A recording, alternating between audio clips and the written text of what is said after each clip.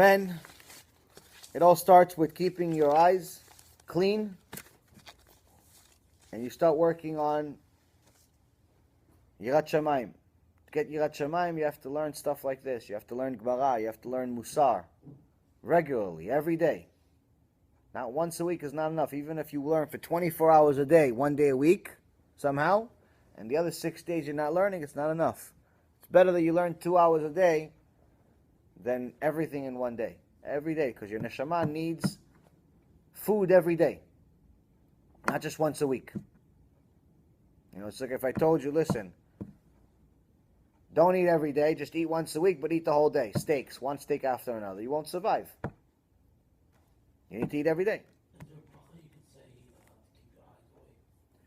Yeah, there's a few Tehillim. There's a few Tehillim that you can say. It's not necessarily a bracha. There's a few Tehillim that I'll, if you want, text me and I'll send them to you, that you can say to help you as far as protect your eyes.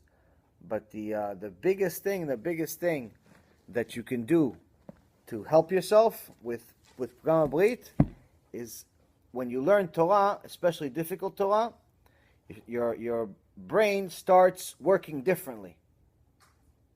And just like the Rambam says in here actually, it's Ilchot Yisurei Be'ah, Perek 22, Halakha 21. When the same place that he said that only an empty brain makes this type of sin, in essence, he's also telling us that if you fill your brain with Torah, you're never going to be bored. If you're learning Torah every day, even if it's only an hour, 2 hours a day, your brain is always going to be functioning. Oh, you know what, yesterday Rashi said this, or, you know, your brain's always going to be working on that. If your brain's only working on business, on the material world, very easy to sin. But if your brain has some Torah in it, on a regular basis, it's going to function differently, and you're not going to think about that stuff. But obviously it requires some work. You have to do it every day. So Torah, especially difficult Torah, and obviously difficult, not just it's difficult and you never understand it, but difficult until you understand it, is the type of stuff that's going to fix your brain and neshama and get you away from seeing all of this stuff, thinking about it in all ways. Second thing is obviously have a good relationship with your wife. If you're mean to your wife, then you can't blame her for not wanting to look at you. You know, some guys think that the wife is like a slave or something. I don't know what happened to this world, but people treat their wife like they think it's a plant. They can move it wherever they want. You know, you have to treat your wife like a human being. You have to take care of yourself. You can't expect her to be excited to be with you when you don't take a shower more than once a week. You know, you have to take care of yourself. Same thing with women. I'm telling you guys, this is the type of stuff I hear. No, I don't want to be with him. Why? He smells. Okay, well, take a shower. Why could you tell him? No, I feel bad telling him. Who's going to tell him then? Who's going to tell him? Who's going to tell him? Tell him, listen, I refuse to be with you because you smell. Okay, so the guy's going to start taking showers 10 times a day. He wants to be with his wife.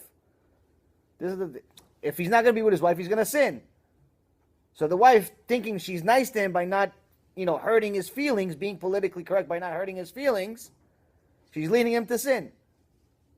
Enough with the political correctness. Tell people with the truth. You could say it in a nice way. You could even say it in a funny way and joke around privately. But say the truth. Just say what it is. Enough with this garbage that's in the world with all this political correctness. No, I don't want to hurt the feelings. What hurt the feelings? You're telling the guy something that's going to help him. Okay, so the surgery's going to hurt. I understand. But if we don't do the surgery, the guy's going to die. What are you going to do? I know it's going to hurt. The recovery's going to hurt. The surgery's going to hurt. Everything's going to hurt. But eventually he's going to live. So it's better that it hurt now and be better later than no later. So tell people the truth. The biggest thing that you can do for all overall connection to Hashem is take care of his children. In a woman's case, two major things. One, modesty. You have to be modest. There is no other option. You have to be modest. If you're married, you have to cover your hair. not with a wig that reaches the floor. Kisui rosh, appropriate, look modest, don't drag it, grab the attention of the public. The only one that should see your beauty is your husband. The wigs of today are not kosher. Even the rabbis that say that wigs are kosher, or used to say that wigs are kosher, would never say that the wigs of today are kosher. Because the wigs of today look better than natural hair. That's why I can never understand that. So it's nonsense. No big rabbi in the world today agrees with today's wigs. No one. Even if you tell me no, but his own wife wears it. Okay, he has his own problem. Doesn't mean anything. Someone came to Rav Avadia and said, Rav Avadia spoke against wigs all the time. Says there's no place in the Torah that says you're allowed to wear wigs. Whoever said it is making a mistake. You're not allowed to wear wigs. I said, yes, but Kvod Harav, your own granddaughter is wearing a wig. He's like, yes, there's place for her in Gehenom also. What about the fact that it's made out of human hair? It's all a problem. The human hair part is because it comes from Avodah Zarah most of the time. There are different traditions in Tibet, in India, and different places in Asia that it's part of idol worship to take off their hair. Idol worshippers. It's idol worshippers. Outright idol worshippers. It's part of the tradition to cut off hair as part of idol worship. So women that wear wigs, in many cases, are using idol worship. You're not allowed to benefit from idol worship in any way. Even if it's a gold statue, you're not allowed to benefit from it. Not allowed to use it, not allowed to sell it, not allowed to look at it, nothing. So of course you're not allowed to wear it on your head. But aside from that, it's not modest. It doesn't meet the basic requirement. It's not modest. So women need to understand, yes, I know this is a big tikkun in this generation. No one wants to cover their hair. Everyone wants to look pretty for Steve and Mikey at ShopRite. I understand. But your husband's more important and God is more important. Steve and Mike are going to look at, some other girl. They don't have to look at you. Your husband should look at you. So yeah, that's it. Cover your hair. Cover your body. Your skirt needs to cover your knees after you sit down. Not before you sit down. Then as soon as you sit down, it goes up and becomes a mini skirt. That's not modesty. Skirt, ideally, should cover your ankles even when you're sitting down. But even if it can't, the point is that it needs to cover your knees at the very minimum when you sit down. But not like going like this every 3 seconds. There's a lot of women. You go to like a wedding and it's like every 2 seconds they're all doing sit-ups at the chair. That's not just to cover it normally. And also, it's not supposed to be that tight. Why? Because if it's tight, then anyone with eyes can see exactly what your body looks like. Has to be loose. That's what modesty is like. That's what Hashem said. It's not me. If it was up to me, I'm a guy. What do you think a guy would want? It's not. Before we did Teshuva, I would tell my wife, don't wear any clothes. I had no concept. I was an animal. I'm telling you, this is what Hashem wants. Shirts have to cover the elbows at all times. Neckline needs to be covered. Obviously, you have to act like a human being. You can't talk like a truck driver. Speak like a lady. And guys, for heaven's sake, if you're wearing skinny jeans, stop it already. It's mamash, like, enough. And aside from that, whoever wears it, tell him something. It's just not appropriate.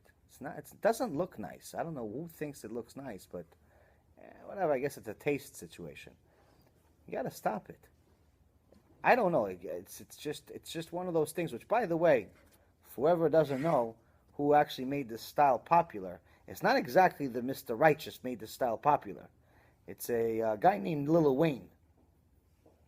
He's not the ideal Jew or anything. He's not Yosef HaTzadik. He's the one that actually made it really, really hip, and then obviously other superstars followed, and I think he eventually graduated to just wear women's pants because the men's pants weren't tight enough. I'm serious. So, if you're a nice Jewish boy that fears Hashem, wants to fulfill your purpose in the world, why are you using this guy as an example?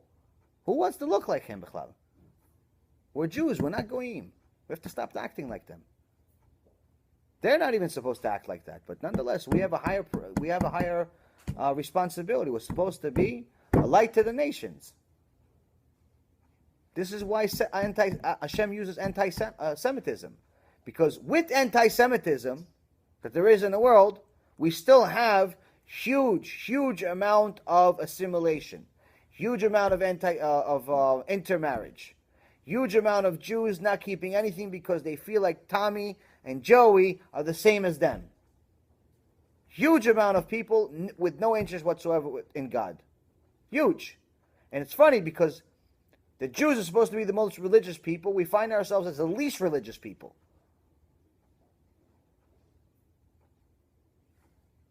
So you have to tell each other something. You got to tell each other the truth. You got to do tshuva. And you build on top of it. There's always, tshuva is always available. It's always available. But you have to be serious. You have to be genuine. And with something like this, for guys, Gemara, learning tough stuff, that's the secret. Stopping it, obviously. And if you're single, get yourself together. Find yourself a wife. And Bezrat Hashem, all of you, do very soon. Baruch Adonai Le'olam. Amen ve'amen.